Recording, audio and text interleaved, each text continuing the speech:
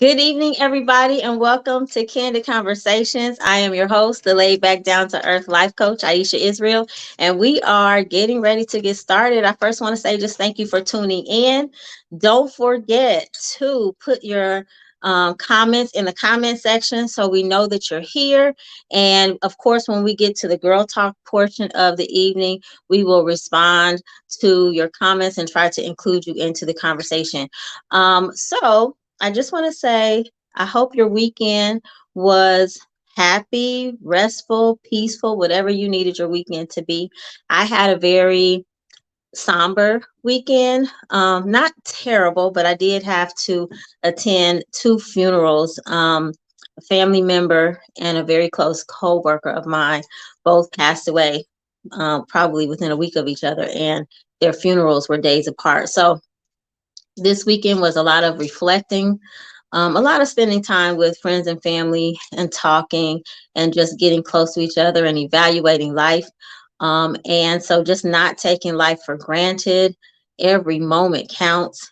And so just remembering those types of things. And then, of course, the biggest news, what do you call it, news story all over the place is the Tyree Nichols, I hope I'm saying his name right, that was murdered by five African American police officers in Memphis. I think the story is tragic. And of course, him calling out his mom's name, just kind of like a dagger in our heart. And so just praying that justice is served, and just a reminder that life is precious.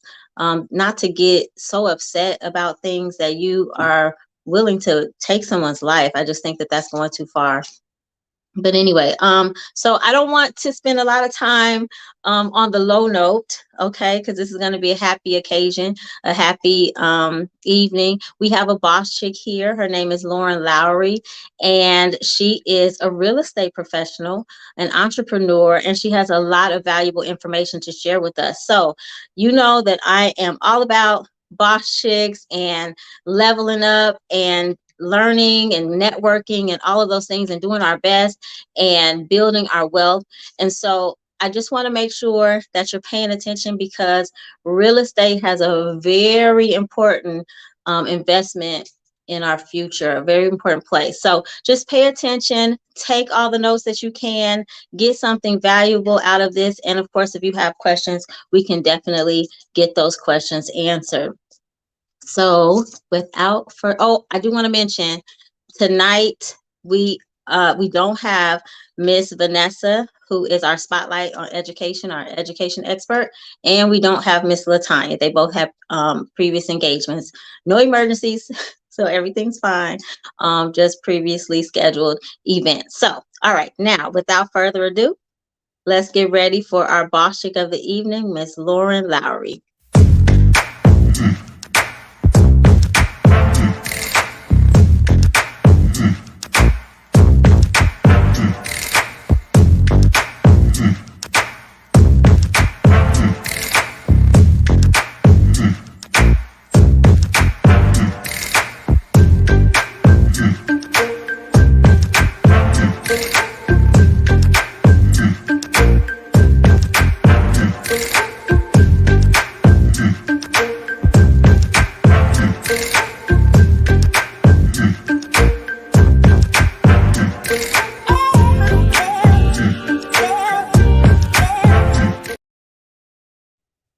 Hi there. Hello. I love all of your intros. Oh, thank you so much. I'm so happy to have you on the show. How are you this evening? Doing well. Thanks so much for having me, Aisha. I really appreciate it. Yes, no problem. So, I would like for you to just briefly introduce yourself and just give a brief explanation of who you are and what you do. And then we'll get My into the name is, questions. okay, Lauren Lowery, and I'm a native of Chicago. I normally say, since we're certainly approaching Black History Month, I'd say I was Okay. born in Chicago and clearly, unfortunately, stolen from Africa to Alabama to Chicago. So that's how I ended Okay. up in Chicago. Um, I've worked in real estate for 30 years. This is my 30th year anniversary of Finders Plus Real Estate and FP Commercial, company that I Nice. started in 1993. Happy And anniversary. so thank you so much. I wasn't really going to celebrate in any kind of big way, but I realized that, it is a milestone. I'm not going to be doing this Yeah. forever. And most people Okay. retire after 30 years of doing something. So I might be announcing my retirement at my 30-year Okay. celebration. You never know. All So yeah, I've right. worked in real estate for some time. My father was a real estate broker, so he was also an Mhm. accountant. He was an accountant, but part-time he was a real estate broker. I thought it was always something that I would pursue in a unique way. And so in Mm. fact I did that. And but I do lots of other things as well. I have lots of other interests that are just as critically important, I think, in assisting in the advancement of Black people, whether it's their wealth or socialization or health. I have lots of Yeah. different other interests that we'll talk about maybe later on. Yes, I'm sure. So the name of your company is Finders Plus, correct? Yes, Okay. How ma'am. did you come up with that name? I'm curious. Yeah, that is so weird. I was 24 years old when I started my company, probably a little too young to really think about dynamic names. I had no Okay. real marketing experience, etc. But Okay. in early in my career, I also had a lot of events. So Hmm. my work early in my career was mainly residential, and I worked with a lot of companies in Chicago. So most of their clients of African descent, so if Motorola or Pepsi had Hmm. new employees of African descent coming to Chicago, they would bring them to me. Oh, And wow. most of those clients would want to hang out with me later. Like they just want to like hang, like, Lauren, I hear you do things. I used to have events and things like that. Okay. And so then I realized, you know what? Like what I do is more than just find people places. It's Hmm. plus. I'm also introducing them to other people. I used to have Okay. an entire event where I simply uh, introduce my clients to each other. So then they would have friends. So Oh, people would come from all over the country or the world to Chicago for whatever okay. big job they had. So I said it was Finders Plus. So I'm introducing them to other people so they have a network of friends and colleagues that they could hang out with. Okay. So I Sounds changed good. Finders Plus.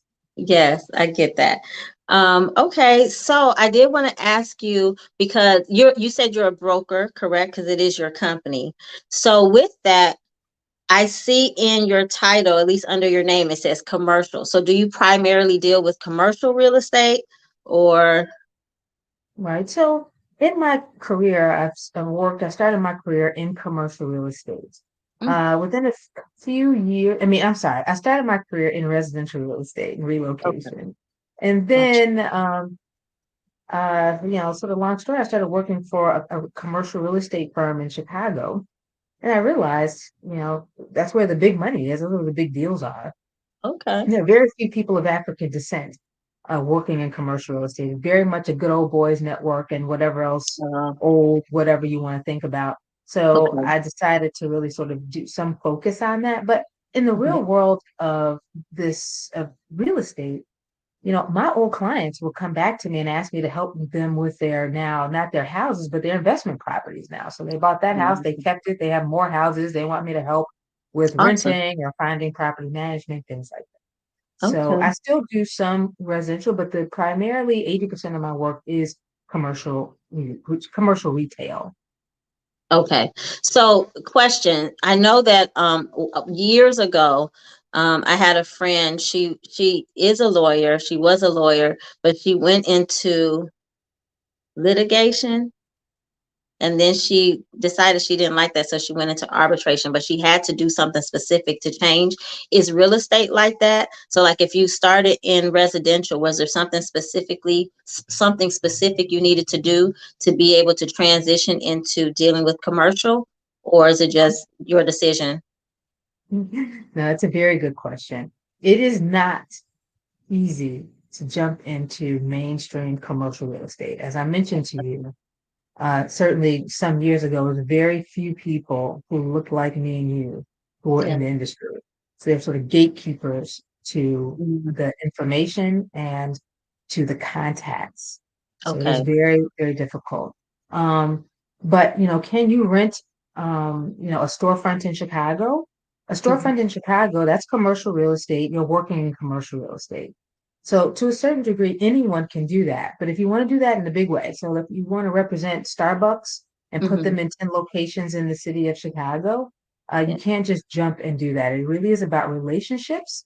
It may be about the company that you worked with, so you can gain some of those relationships and then maybe Mhm. branch out and do your own, which is what I did. I learned. I was very fortunate that a company hired me, and Okay. my boss at the time taught me everything I needed to know. And then I left and did it myself. Okay. Very good. And so, how long was it between the time that you started with that person who taught you and showed you everything and you left? Like, was it a short period of time, long period of time? Very short period of time. It was about a little under 2 years. Again, I was working for myself. I very rarely, Okay. yeah, I was, I'm an entrepreneur. When I started Finders Plus Real Estate, I worked for a company called Draper and Kramer for just a couple of years, left and said I can Okay. do this myself at 24 years old. So probably after college, 22 to Okay. 24, worked for Draper and Kramer. They paid for my broker's license. They paid for my, studies or everything that you needed to do to be licensed and brokered up Okay. in the state.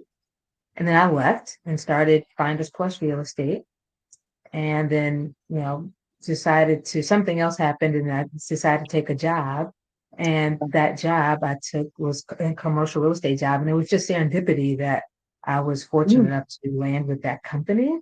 And Mm-hmm. again, that gentleman who recognized I had my own company before, I didn't have to work on Fridays. He was like, yeah, do your own thing on Friday, no big deal. But it was a Nice. blessing. He taught me a lot. He taught me a Okay. lot by just throwing me into the job. Do Okay. this, and you just have to do it. You just have to perform. You know what I And mean? figure And it out you, yourself. yeah. So when I say he taught me a lot, he's taught me to figure it out, right? You know what I Okay. mean? Which is what you do in a lot of different, I think, Yes. And even though industries. it's tough, it can be empowering. So clearly, but it sounds like you've always been an entrepreneur, whether you had a job or not. You have an entrepreneurial spirit. So you were always going to branch out on your own, no matter what. It sounds like. No, Is that's that true? absolutely correct. I Okay. again, yeah, I didn't, my father had a job, Mm-hmm. but he always had a side business, which was his company called Lowery Realty Company. And I barely even heard one word about his job that he was an accountant actually for the federal government for 50 years. He never Mm-hmm. said a word about it at home, but he always talked about real estate at home. So I always knew that I could work for myself. I was never, it's also always good too at 24 to 25 to just, Yeah. you're not living on a lot anyway. You know what I mean? You're Right. not Yeah. You don't have a lot encumbered of with, requirements yet. Yeah. yeah, kids and tremendous bills and things like that. So you can start your own thing and be as Mm-hmm. aggressive as possible. But I don't recommend that people just quit their jobs like I did. You should always have sort of a part-time job, then do your Yes. own thing, see how it's going, and then do your own thing. Agreed. Okay, so now I know that in addition to your real estate company, you have a lot going on. We had a pretty in-depth conversation where you listed quite a few things that you're involved in. So what are your other passions? I guess I would use the word things that mean a lot to you because you sounded very passionate when you were talking to me, and I'm like, oh, we have to talk about this. But I would like for you to introduce those things. So there are a couple of things right now that I think are very important, so that are going on right now. So I also have a foundation called the Modern Dance Music Research and Archiving Foundation that archives the history of house music. Within that organization, we also have another, that's a non-for-profit. We have a for-profit called Vintage House, Okay. LLC.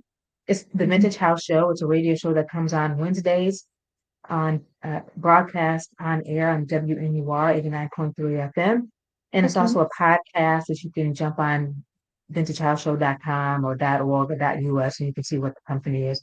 We Okay. interview the pioneers of house music, because house music is a Chicago birth music. It's also a Black art form, Black music form, a Chicago music Yes. form that should be, celebrated and preserved the way jazz is and taught in Mhm. schools, like hip hop is. Hip hop is a field of study across the globe. We have its Hmm. cultural reaches are, extremely serious. People don't realize that the the Hip Hop Archives. If you go to hiphoparchive.org, I believe it's owned by Harvard University. That's just how important I didn't the know that. history is. Yeah. So we want the Okay. same thing in house music. House music is a global music form, heavy in Europe, heavy in Africa, and it should be studied as a Chicago music form because what happens over time, because it's so popular in Europe, people think it started in Amsterdam somewhere and some Europeans created this Right. music form, when in fact it was people of African descent in basements on the South and West Sides that created this music Yeah. that is now $1 billion industry. Yes, and that is important. It is important to know where something originated, because that gives you just an even more in-depth understanding of it and a different feeling. I know I'm not originally from Chicago, so house music was something that I had to learn about, but I have, a few house heads in my family. And so there Mhm. was, or, there was no way that I was going to be able to reside in Chicago and not have any clue about house music. It took some adjusting, but I've been here a long time now. So it's kind of like I go somewhere I don't expect it not to be there now. But yes, it is an art form and it definitely should be preserved. I appreciate that. That's good. So you said it comes on Wednesdays? It comes out Wednesdays, 10 o'clock. You can watch it on Facebook Live on Vintage House WNUR on Facebook, on Twitch, The Vintage House Show, Okay. on YouTube, vintagehouseshow.org. Um, and so really the crux to that is that I'm also a historian and an archivist. And so I have a certificate of modern archiving from the National Mhm. Archives and Records Administration in Washington, Oh wow. D.C., where I was able, in doing that, to touch and feel the records of Thomas Jefferson and Ben Franklin and the founders Oh of the wow. United States. And so it makes you realize again, we need to preserve our own artifacts, preserve our own histories. We are Yes. critical to the rise and the success of the United States, and Yeah. our records are just as important as everybody else's, so we should preserve them. Absolutely. Okay, and then let's talk about your nonprofit organization. How does that weave its way into your for profit, or how So does it yeah, the work the alongside? vintage, the vintage house show, yeah, they're very similar. The vintage house show is a, I mean, I'm sorry, the Dance Music Foundation is an Yeah. archive. It archives the physical um, ephemera and memorabilia of the music genre. So it's an Okay. archive, and within that, we're researching that. So what we want to do is we want people to research these wonderful stars. There needs to be books on the beginnings of house music. But if you don't have anything to research, if there's nothing tangible there, you can't Mhm. do any in-depth research. So we do our the Vintage House Show is an oral archive because again, we're interviewing these Mhm. wonderful artists and creatives, etc. Okay. And so they're both very similar. Our archive, the how when you go to the National Museum of African American History and Culture in Washington, D.C., you'll Mhm. see with the house music, it's a very small section that outlines house music. So, they got discuss funk and jazz and blues and all those things. There's a little panel that says house music, and our archives are listed in there. And so we were a part of creating a little bit of the narrative that discusses, what house music is, where it Okay. originated, how the tentacles have reached across the globe. Nice. That's okay. That's something to be proud of. And so, are you planning to create a documentary with all of your archives, or is it specifically like for the purpose of putting in a museum for people to research, read on their own or listen to on So their own? we have already contributed to many, many documentaries about the history of house music. One that was just, I think, in Sundance. Oh no, it was in Oh, Aspen. I really? forget the name of that. So there are Okay. two house music. There's like three or four right now where at the end of the credits, you'll see the Modern Dance Music Research and Archiving Foundation credited for Mm-hmm. some of the research or some of the, as they use different pictures and videos and things like that and research, they Nice. were able to use our archive to really solidify, the work that they were doing in sort of creating whatever they were looking to do. We've done Wow. several things with the archive. So we have an exhibit that was exhibited in 2021. It's going to be traveling globally soon. So we're really looking at how we aggressively travel that exhibition.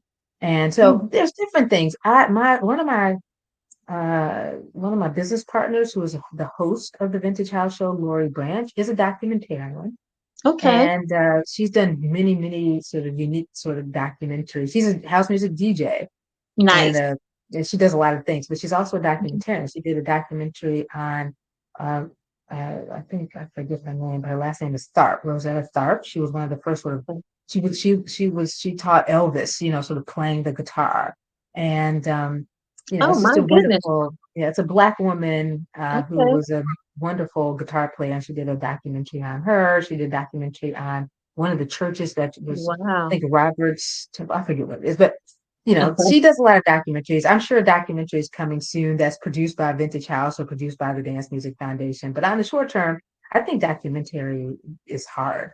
That's a lot of work. Really? So, Okay. yeah, I I can mean, imagine because you have to have your facts lined up and you have to keep the viewers engaged. I can imagine it's a lot of work, but I'm thoroughly impressed. I had no idea all of that was in your background and what you've done and what you've been working on. So that's really exciting. Um, what was I going to ask? Did we talk about you working with children or students? Okay. yes. So thanks for asking. So one of my dreams, and so the Dance Music Foundation is not sort of one of my dreams, by the way. This was something that Oh, needed to be done. And okay. I was able to hope, I always try to bring people together. So we brought people Yes. together. These wonderful artists are also scholars and, also brilliant business people who can make sure that the trajectory of preserving house music can happen. That was not necessarily a dream of mine. It's just something that I was a part of the house music scene. I had a radio show when I was in college. I talked to a lot of those people. I knew that the workers needed to be preserved. As a historian and an archivist, I recognized it wasn't happening and that Mm, other people were going to take credit for the work that was done here in Chicago, many of wow. them my friends. Yes. But I have a company called Madrasa School of African and African American History, which is so poignant right now since Black history is under attack in the United States. You can't even say Yes. 1619 without people suggesting that you should be canceled almost immediately. They don't Right. want anyone to know the history of people of African descent because it's a terrible history. The United Mm, States has, kidnapped human beings, enslaved them, and continue to terrorize people of African descent. yeah. We do not understand really the depth of our history. The reason why we Mm, don't go back to Africa is because our parents don't know anything about Africa. They're not telling you anything about it. They don't know any countries in Africa. So we don't think we're disconnected from it. yeah. So I've created a firm called the Madrasa School of African and African American History. And Mhm. it is an after school program and also a workshop series that we can Mm, take throughout the country. I want every young person of African descent to take these classes and do sort of similar to Hebrew school or Greek school or Chinese yes. school. People don't even realize these people are taking classes themselves Yes. on the history of their who they are. And we need to Hmm. do the same thing, absent of Eurocentric thoughts. You need to do that and be taught by people of African descent from an Afrocentric point of view. And that is what I intend to do. My first event, I'm partnering with Dr. Femi Skanes, the former principal at Morgan Park High School. She has her own entrepreneurial venture now, and Nice. she's lovely enough to partner with me on our first event starting February the 20th. It's called Putting Africa Back in Black History. And it's going to Nice. be held at her corporate headquarters at 11125 South Kedzie, February the 20th from 11 until 1 o'clock. And we want people to bring their kids ages 9 to 12. And we'll talk just a deep dive into Yes. Africa itself. Let's think about Africa, the geography of Africa. How did we get from Africa to here? But we're going to just Yes. make it very chill, a very chill Yes. conversation about Nice. Africa, how dynamic it is, and the wonderful people that are there, and the things that happen, things that we should know. But we Yes. should know that there are 54 countries in Africa. We should know how West Africa might be a little different than East Africa or North Africa or South Africa. So we're going to talk about that in 2 hours with kids and their parents, because again, parents also don't know Yes. anything about Africa. So we're going to Yes. start from the beginning and work our way up. And hopefully, this will be also an international program I love that is it. taught by us. Because, of course, right now, again, Florida can't even teach Black history.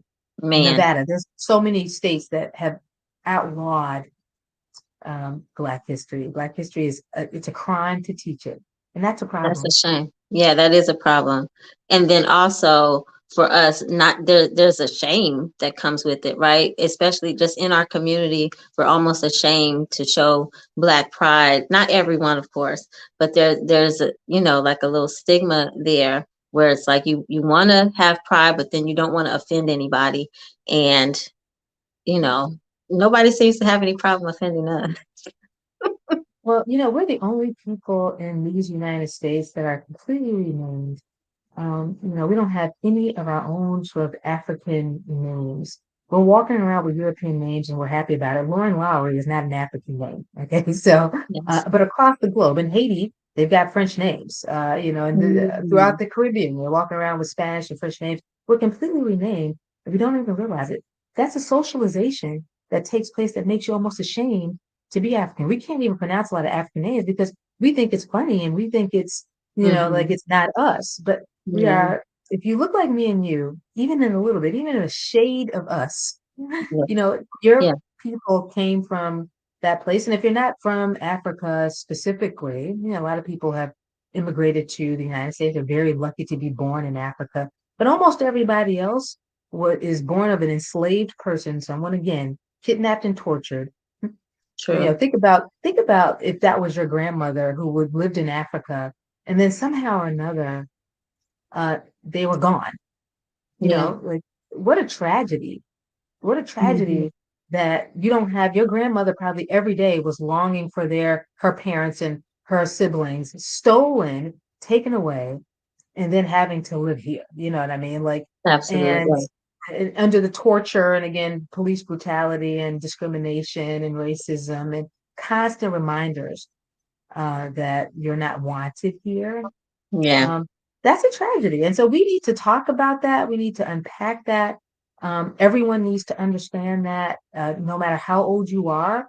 And I think that will give True. us a sense of unity and more character about who we are as people. It will make us more proud of who we are. Once we understand real history, facts, not based in religious studies, not based in any economic status, true understanding of the facts of how you arrived from some other Yes. continent to Yes. here and the laws and rules that governed you and that govern you today.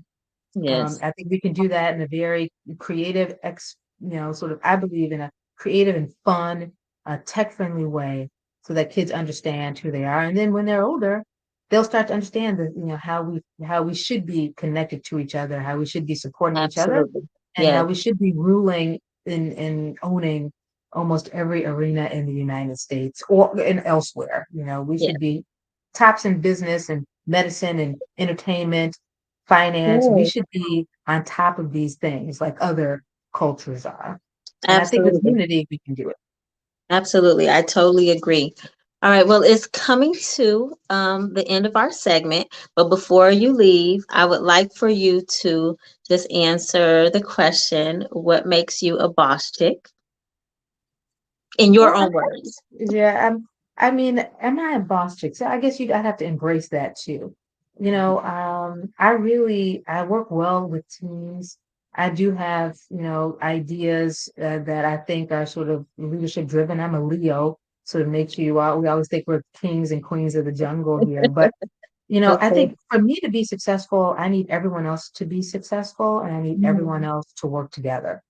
So if I Mhm. can lead that in any way and then let it go and let other people become leaders, that's really Mhm. what I'm about. So, you know, I just try to bring other people together in all of my work. Awesome. And that has propelled you into leadership and success. I think that's awesome. So before you go, can you please just leave any advice for aspiring boss chicks, people who are, looking to be leaders, looking to be successful and, help other people as well? What a great question. I think it really is about sort of moving in the direction of your passions. What are your dreams, and attack those dreams. You know, don't stop dreaming about it. Take some time, to get some of the things done you want to get done. But to be successful, you have to follow your dreams. At one point, owning and creating Finders Plus Real Estate was my dream, and I Hmm. got it done. And but don't ask for help, look for classes, look for programming, ask the right questions, network, but follow your dreams, follow your passions, do those things. I think sometimes women will do things that other people want them to do because you have a family, because Hmm. people believe you should do this or that, whether it's get married or work in a certain position or Yeah, be less than.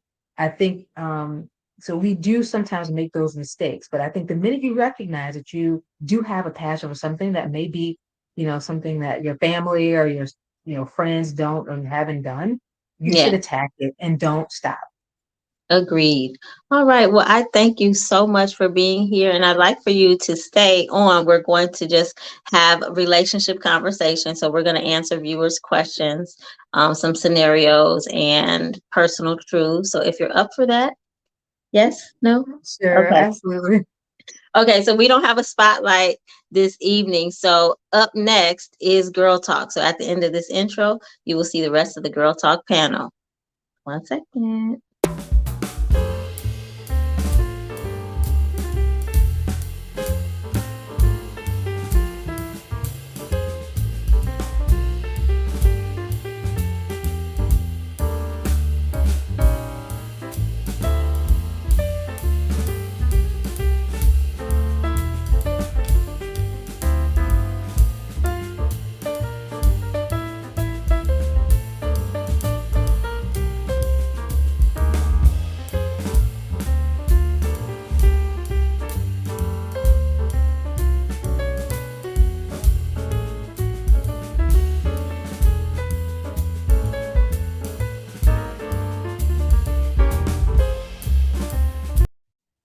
Good evening, everybody. How are you? Hey, Dawn.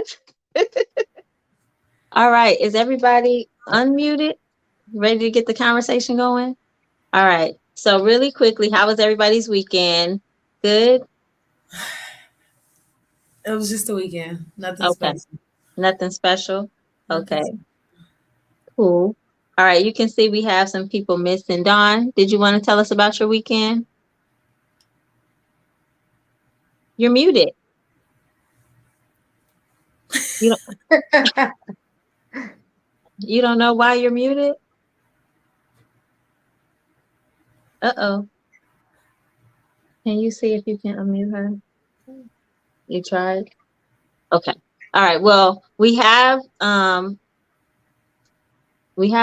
to get around to your question, scenario, personal truth. So maybe, I don't know. Do you need to log out and log back in? Okay.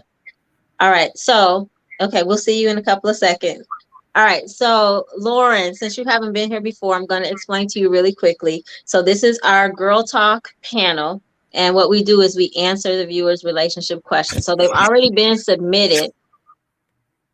Okay. They've already been submitted, and you just tell me. So I typically start with the person who's next to me on the screen, and that happens to be you. So you get a choice of a question, a scenario, or a personal truth. And then you can answer that uninterrupted. And then when you're done, the rest of us will chime in. Sound good? Sounds Okay. Okay. good. Can you hear me? Yes, we can hear you. Awesome. Welcome. Okay.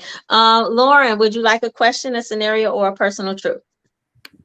Uh, Girl talk frightens me. So I'm going to say a scenario. Okay, a scenario. All right. It says, I'm a junior in high school and I've had the same friends for 2 years. Recently, I found out that my friends have been hanging out together outside of school without me. And I've started to notice and feel distance, but I don't know why or what caused my friends to pull away from me and leave me out. What is the best way to ask what happened without seeming too needy? Well, you know what?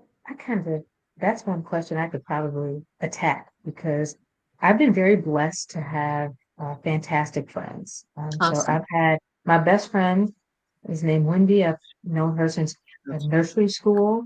Oh, We wow. went to grammar school together. We didn't go to high school together. We went to college together, and we Mhm. pledged together. Oh, And so I've known her, 50 years, wow. even though I'm only 35. I'm only 35, Okay. but I've known her for 50 years. So, I understand that math um, perfectly. yeah, exactly. So, um, I think high school is one of those interesting times where I think, the kids don't realize, and it's hard. I'm happy that someone would ask the question instead of sort of, like losing their mind over sort of friends going one way or the other.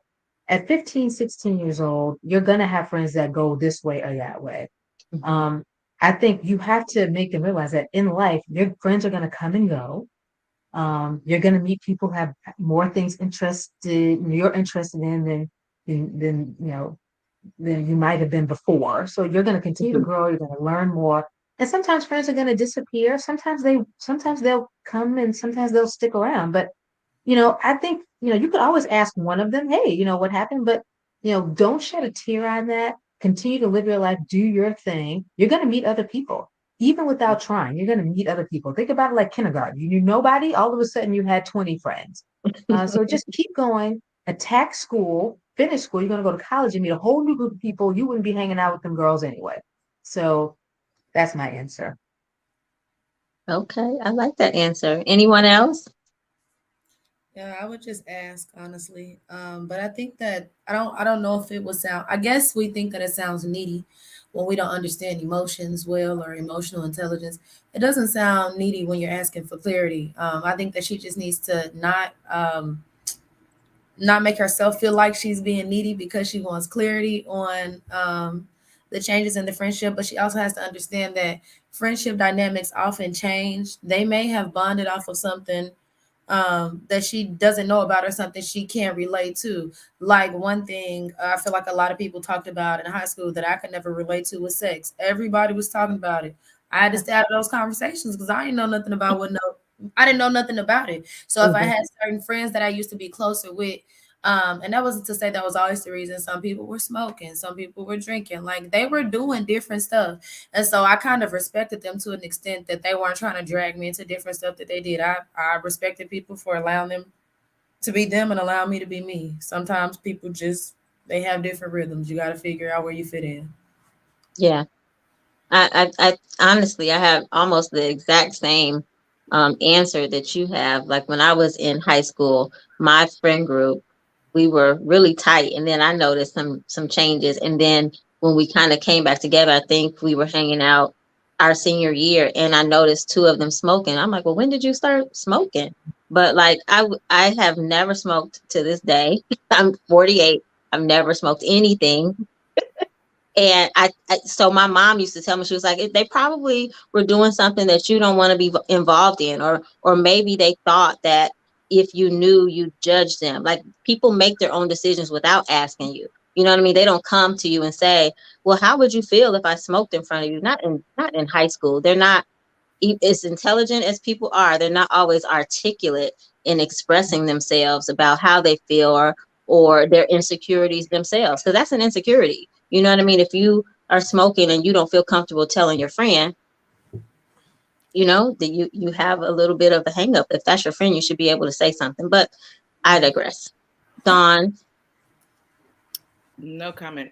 I didn't even see it, so I can't comment. I had logged Oh, out. you didn't see it? Oh, okay. I So you missed dipped it. out during the scenario. Yeah. Okay. All right, cool. Monique, you are up. A question, a scenario, or a personal truth. Let's do a question. All right. Question. How many dates should you go on before you ask a guy, where is this going?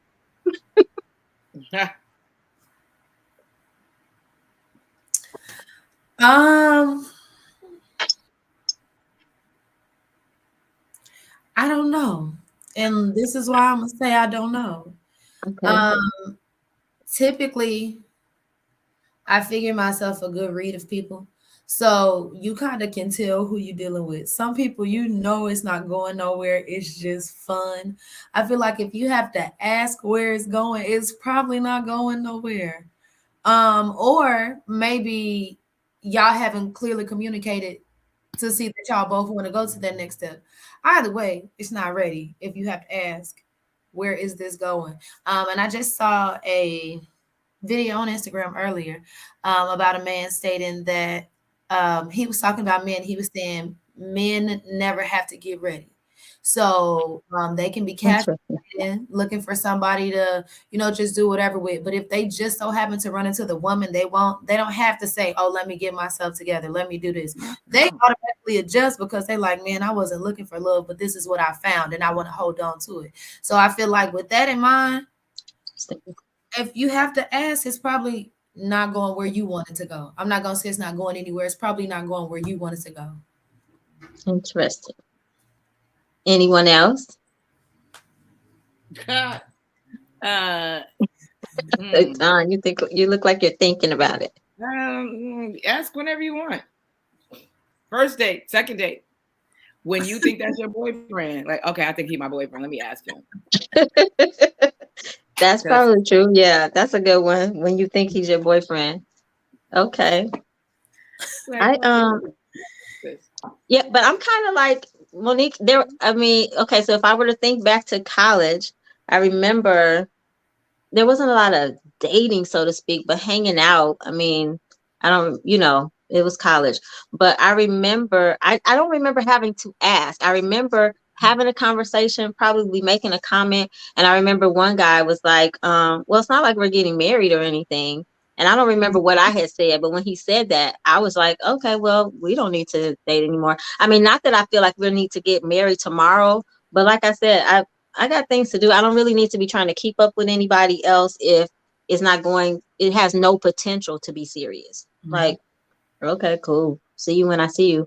I mean, and it wasn't any hard feelings. You're just like, okay, thank you for clearing that up. Mm-hmm. Then I won't invest in this like I would for somebody I think is going to be long term. Yeah, I feel like when you're on the same page with someone, whether you guys clearly communicated or not, even though it should be clearly communicated, but when you are in tune or in sync with somebody on the same page, y'all have already like unintentionally had conversations about the future. Like, so you already have an idea of where it's going, or where y'all think y'all want it to go at least. Right. True. And hopefully, Right. you're ready for whatever the answer is, right? It's going nowhere. Oh, Nowhere fast. Right. Lauren, did you want to chime in before we move on to the next? You all are like 20 times smarter than me on this subject. I mean, you all have covered it all. So I think I got, I agree with all of y'all. Okay. All right. Sounds good. Dawn, it's up to you. Question, scenario, or personal truth? The one we haven't done yet. Personal truth. Okay, let's go. All right. What do boundaries in your relationship look like? Boundaries in my relationship look like respect. When you crossing the line. That's it. Respect me at all costs. Do not embarrass me in front of. Don't do it. Do all the dopeness. My boundaries are, especially if we marry, exactly. You know what pushes my buttons. You know how I like things. So let's just abide by the rules and let's have fun. True. Oh, that was a personal truth. Okay, so personal truth is specifically about you, so not about everybody out there. Because I was gonna say everybody can look at that differently, right? I always say that I think marriage is about the two people that are in it, right? They have to agree. So what you think marriage looks like might not look like marriage to somebody else. But for me, what do boundaries look like? For me and for us, I always go to communication and trust. Right. So I feel like if you are open with your communication, that helps the trust. So again, I'm with Dom as far as respect. If you are respecting me when you're with me and when you're not with me, um, then we're good. Communication, honesty, so boundaries. I'm trying to think. I mean, my husband is usually pretty good. My husband hangs out a lot. So my husband is in the entertainment industry, right? In the, what do we call this? The event planning business. So he's out a lot, and a lot of times he's out at night, but he does call me. He does pick up the phone and let me know. So like, hey, I'm going here. Don called me to run and go look at this comedy show, or Don called me to do this. I'm gonna be out till like 2 or 3 or whatever. But he communicates with me, and I am so I like, wasn't with him. cool. I'm going to bed at 9 tonight. Then, like, if you're gonna be out, like, if you're gonna come out, come back later than 1, I'm probably gonna go to sleep because I'm not staying up that late. But he talks to me, so I think that that's cool. And Donna let me know if he's acting up. No, I'm just kidding. I wasn't even with him. So what is he? He What is, doesn't act up. I'm just playing. I'm just joking. I know you were. I heard you in the background. And I mean, that's what I'm saying. The boundary, that part, you heard me in the background. The boundary is, don't let her be like, I'm respectful because we know each other. But what if he was out? And here's the boundary. Oh, girl that I hear, she don't sound right to me. So now she's over it. That. I mean, do you? Am I trying to explain it? Mm-hmm. Yeah, no foreign voices. Like, that's a boundary. Like, you done crossed it, and what's going on? Now get your ass home. Mm-hmm. And don't let old girl act up, because some women are out of control and will just do things just because they lonely, I guess. I don't know. But don't act up. That's my boundaries. If you are out and about, don't let her get you in trouble. That's it. That's what your mom used to tell me. Oh yeah, definitely not.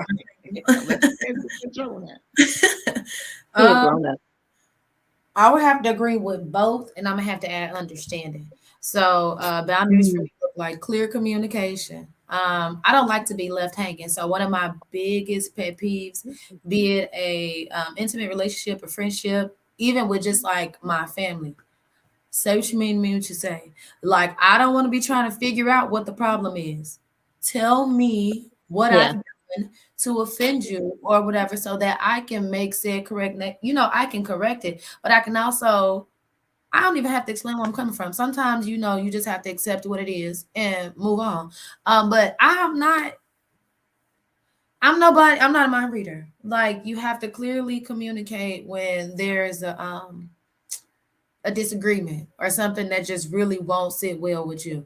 But I also need you to be open to receive the same way. So be understanding that even though you may not be comfortable with speaking on something when it bothers you, I am. So if something is bothering me and I feel like it could jeopardize us, I'm going to speak up and say something. And it's not going to be in a way to nag or to make you feel away, but it's like, hey, I love this. I love what we have going. I would like to continue it, but this is something I feel like we can kind of try and move past. Like, this is something that hits my nerve. And some people are like, oh, well, I don't want to change who I am. I'm not asking you to change who you are. I'm asking you to just be mindful of how some of the stuff that you may say or do can affect me. Because at the end of the day, everybody was born and raised differently. Like, we all come to different households. So, understanding, and then the respect thing. I'm with Donna 100%. Don't, first of all, be accountable for your own mistakes. Don't try to put it off on somebody else. Definitely don't let nobody else get you caught up in nothing. A lot of the times, guys, especially guys my age, they let their friends get in their head. Oh my God. And it just ruins it for all of us. A relationship. Half the time, they friends be getting in their ear to make them mad, stop talking to us so they can try and slide in our DMs. That's one. Two, a lot of their friends, sometimes like men bond really tight. A lot of people be mad when they be like, oh, well, he'd rather do this for his friend, but he wouldn't do it for his, his lady or his woman. But that's because a lot of guys bond really tight. They bond really close. Don't get around your friends and get the wild. And like, just remember that we are still even when you over here and I'm over here, we're still as one.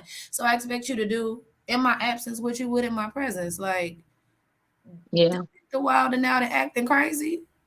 Like, and no, Definitely don't. Yeah, don't cuss at me in public. Don't call me out my name. Don't. I'm trying to think of what else. Wait, when you were talking, I thought of something else. Don't remember right now, but those type of things. So we're saying like respect, but I'm just trying to give examples so that it's clear for somebody who's not really sure what that looks like. Because I've seen couples that will go at it and argue in public. I don't like to do that. There may be something that we need to discuss. It may be something that we need to have a deep discussion about, but I don't want to do it in front of other people. So I don't like that. Like if somebody keeps egging you on, like to have an argument right now, like that, I don't like that. But okay. Lauren, did you have anything you wanted to add? Yeah, I mean, unfortunately, again, I'm the wrong person for girl talk because I have very low tolerance for BS. That's And okay. I can feel people, sort of playing you like a punk in 1 second. So the minute that happens to me, I immediately Mhm. don't like you anymore. And then people trying to figure out why I ghosted them because you, for a second, thought I was a punk. And unfortunately for you, I'm not. So bye. So that's why I'm Yeah. currently unmarried. Peace. You That's like it. peace. Don't have time for drama. I get it. All right, cool. Oh, it's my turn. Y'all ready? Okay, let's see. So we did everything. We did a question, a personal truth, and a scenario. I am going to go with a personal truth.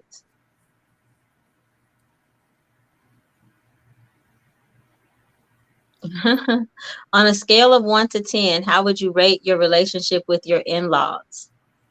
All right. Well, cool. So Mm. if we're just talking about, well, I have my mother-in-law. I don't have a father-in-law. Well, I do. I'm so sorry. I have a stepfather-in-law. My bad. And I think they're Yeah. wonderful. Anyway, I rate them a 10. I think they're cool. My mother-in-law is a lot of fun. And she does not have any problem saying how she feels. Sometimes I don't know why my husband does this, but sometimes she'll call and we'll be in the car and he'll just start talking. He won't say like she's in the car and she'll start talking and she'll be like, yo, my daughter-in-law don't call me. And I'll be like, whoop, Yeah, sorry, right. hey mom, but she says what she feels. But I don't know, she's a lot of fun. My sister-in-law is a lot of fun. Very genuine, very loyal. I love them. I'm Mm. very and my husband's cousins, like I don't have anything negative to say about anybody on his side of the family that I can think of. If there are, he probably just has to introduce me to them because he already knows. I don't know, but I really don't. His grandma's great. Like, It's kind of choppy. huh?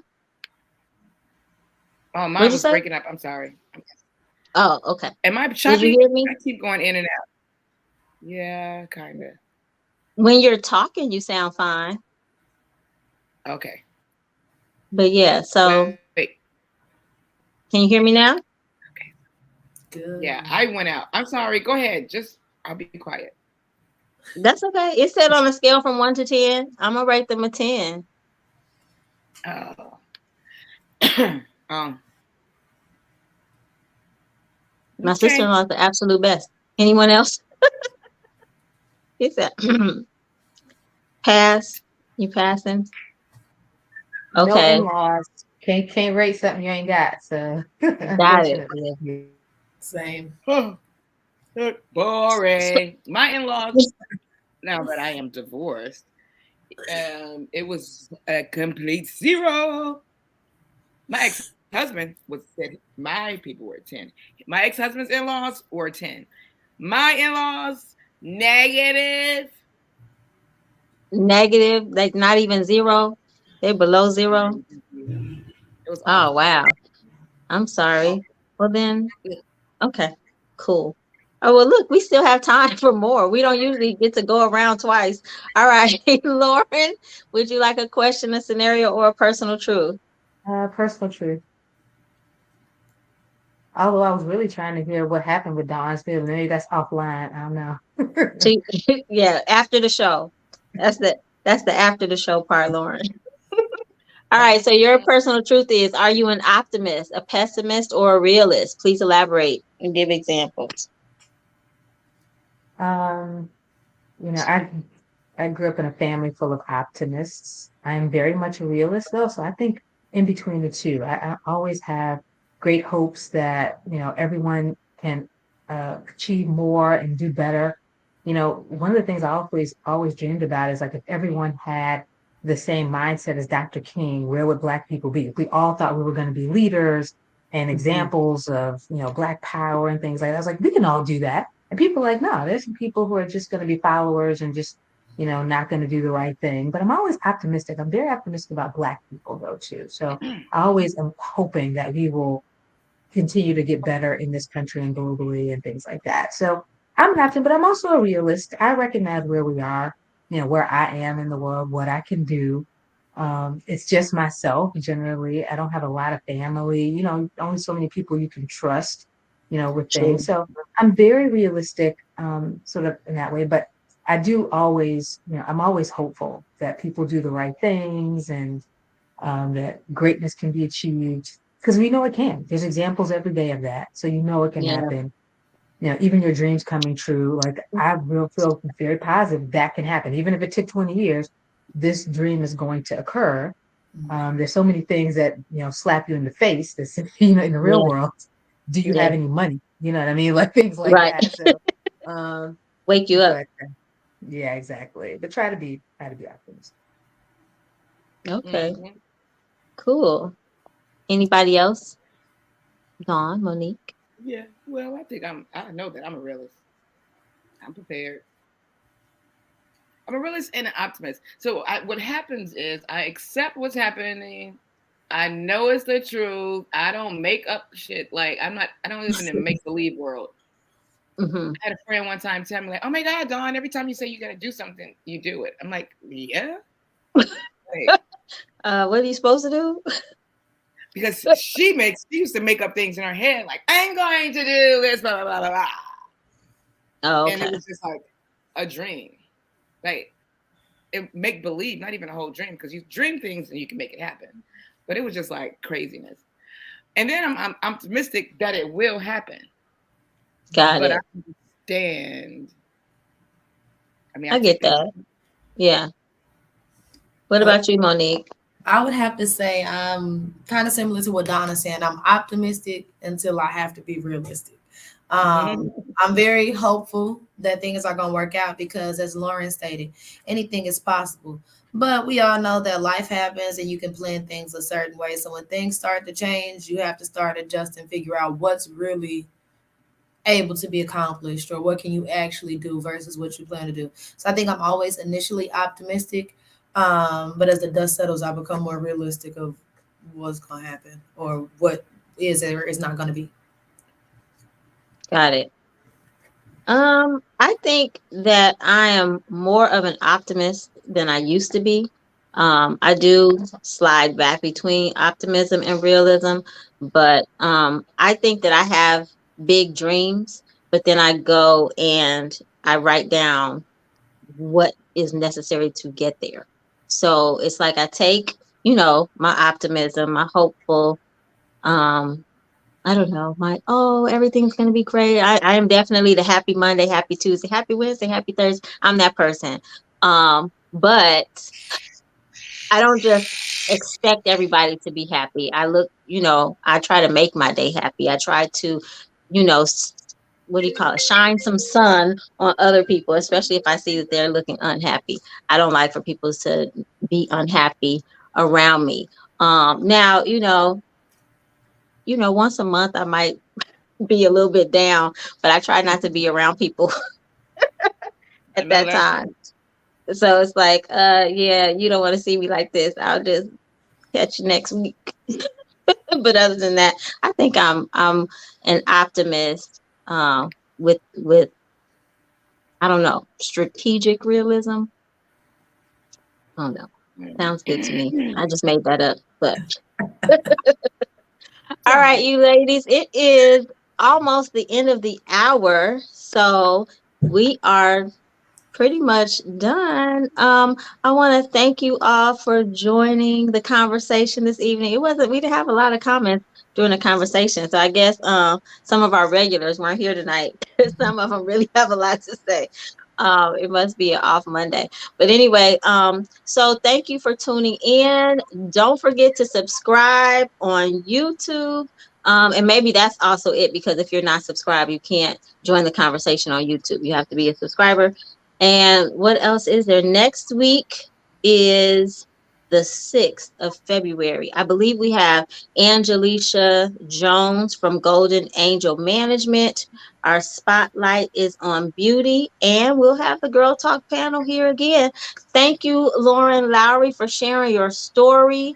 After the show, we're gonna type in, because I don't have a keyboard in front of me. We're gonna type in those specifics so people can reach you if they need to for your different organizations and the event that's coming up. And we're out. Thank you. Thank you. Don't go anywhere.